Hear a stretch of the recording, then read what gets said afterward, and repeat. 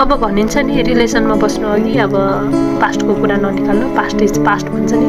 तर मैले त्यस्तो सोचिनँ क्या। रिलेसनमा बस्नु अघि मैले उसको पास्टको बारेमा सोधेँ, कसरी ब्रेकअप भयो, रिजन त होला नि भनेर। अनि उसले चाहिँ के भन्यो भन्दाखेरि सबैको गल्तीहरू आफ्नो एक्सको मात्र देखायो कि मैले छोडेको होइन, उसैले छोडेको, ऊ आफैले इग्नोर गर्यो ह्यान त्यान भन्थ्यो कि।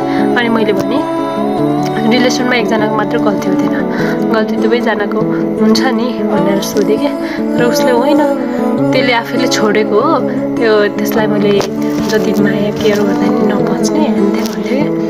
देन मैले उसको एक्सलाई म्यासेज गरेँ क्या।